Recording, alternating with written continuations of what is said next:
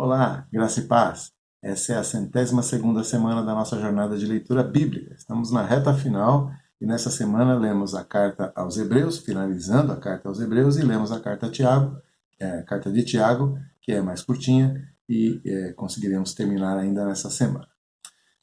Tínhamos lido até o capítulo 6 da carta aos Hebreus, então no capítulo 7 ele fala sobre Melquisedeque como um tipo de Cristo, né? Melquisedeque, aquele personagem misterioso lá do Antigo Testamento. Ele também fala sobre a superioridade de Cristo em relação ao sumo sacerdócio levítico lá do Antigo Testamento, instaurado pela lei de Moisés. No capítulo 8 ele fala sobre a superioridade da nova aliança. No capítulo 9 a superioridade do sacrifício de Cristo. No 10 ele continua trabalhando essa ideia, mas faz um alerta contra a incredulidade e uma exortação a perseverar na fé em Cristo. No capítulo 11 ele faz uma definição de fé, a famosa definição de fé de Hebreus, né? Fé, a certeza das coisas que não se veem, a convicção de fatos que ainda não aconteceram e tudo mais. E ele passa então a dar exemplos de uma fé perseverante, exemplos do passado, né, da antiga aliança, lá do Antigo Testamento. É a famosa galeria da fé de Hebreus. No capítulo 12 ele fala do exemplo de perseverança do próprio Cristo, assim como que chegando ao ápice, né, dos exemplos de perseverança, o exemplo de Cristo. E ele também exorta a enxergar as provações como uma disciplina paterna e faz uma advertência contra a incredulidade. Né? Várias advertências contra a incredulidade, aqui mais uma. E o capítulo 13, então, é o capítulo final, onde ele faz exortações à santidade, exortações ao progresso espiritual e dá algumas orientações pessoais e uma bênção final.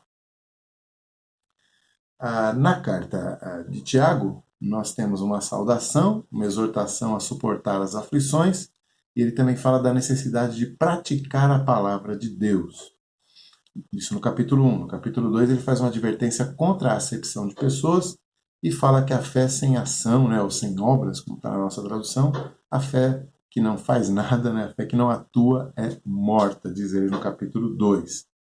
No capítulo 3 ele faz uma exortação a dominar a própria língua, com sabedoria. No 4 ele faz advertências contra a contenda, contra a maledicência, de novo, né? E contra a soberba. Isso no capítulo 4. No capítulo 5 ele faz advertências contra as riquezas corruptas e também exortações à paciência e à oração. Né? Especialmente ele fala lá da oração do presbítero, né? Está alguém entre vós doente? Chame os presbíteros para orar. Meus destaques nesse trecho da carta aos Hebreus que lemos nessa semana: a superioridade de Cristo e da nova aliança é o tema central da carta. Ele fala o tempo todo disso. Quando a gente faz esse tipo de resuminho, a gente percebe o quanto é repetitivo, né, esse tema. Não é que é repetitivo, é que é um tema só na carta. A superioridade da nova aliança e a superioridade de Cristo. Isso era tão importante para os hebreus da época quanto para os crentes de hoje, né, para nós, no caso. Eles lá precisavam abandonar o apego que eles tinham aos rituais e às tradições herdadas dos seus antepassados judeus. Mas e você? O que é que você precisa abandonar para estar realmente firmado somente pela fé em Cristo? Né? A gente tem como reformados, né, como presbiterianos, fala solos Cristo, sola fide, sola gratia, né? Mas muitas vezes isso está bem resolvido na nossa teologia, mas na prática nós nos apegamos a algumas coisas e elas acabam se tornando auxiliares da fé e dali a pouco elas estão tomando o lugar da própria fé. Né? Então, há esse perigo sempre na vida cristã.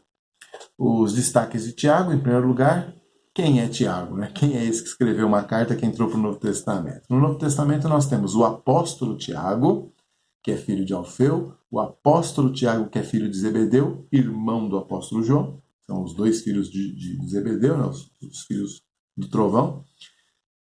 Mas esse último, né, o irmão de João, foi martirizado por Herodes. Lá em Atos 12, né, diz que ele foi martirizado por Herodes. Agora, Paulo se encontrou com um outro Tiago na igreja de Jerusalém, que era, diz o apóstolo Paulo, irmão do Senhor. Então, aparentemente, esse Tiago escreveu a carta. Obviamente ele não era o Tiago que foi martirizado, né, que foi morto por Herodes. E aparentemente ele também não era o Tiago, filho de Alfeu. Né, ele era um outro Tiago o Tiago, que é chamado de irmão do Senhor pelo apóstolo Paulo, lá em Gálatas 1,19, que também aparece lá em Atos 21. E de fato Jesus tinha um irmão com esse nome. Nós sabemos dos irmãos de Jesus, alguns evangelistas os mencionam, lá em Mateus 13,55 tem uma lista e está lá Tiago. Nós sabemos que os irmãos de Jesus não creram nele durante o seu ministério terreno, mas Paulo relata na primeira carta aos Coríntios, capítulo 15, que depois de aparecer ressurreto aos 12, ou seja, os apóstolos, incluindo os 2 Tiagos, ele também apareceu a Tiago. Então, mas se não são os apóstolos, quem é esse outro Tiago?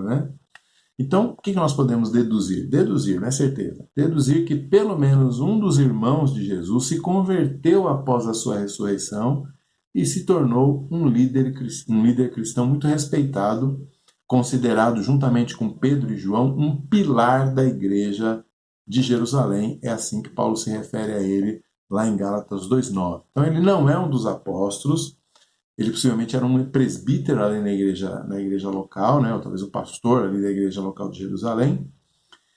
Agora, não tendo uma vocação apostólica, não tendo um chamado apostólico, ele tinha um ministério mais voltado para essa igreja local, que era uma igreja simplesmente judaica. Ele era um judeu e pastoreava cristãos judeus. Então, os interesses dele giram muito em torno desse rebanho exclusivamente judeu. Você percebe lendo a carta que é uma carta escrita de judeu para judeu. Inclusive, lá no capítulo 2, ele fala assim, quando vocês se reunirem na sua sinagoga, ele vai te chamar de igreja de uma sinagoga, de tão judeuzão que ele é. Além do mais, quando ele fala, por exemplo, da língua ou do jeito de lidar com o dinheiro, parece muito com aqueles, por exemplo, a linguagem de provérbios, então, também remetendo àquela mentalidade judaica, E ele enfatiza muito a obediência à palavra de Deus, o que também nos lembra ali os profetas do Antigo Testamento judeus. Então, essas cartas aí, cada uma com seus destaques, e nós estamos caminhando para a reta final da nossa jornada. Boas leituras e até a próxima.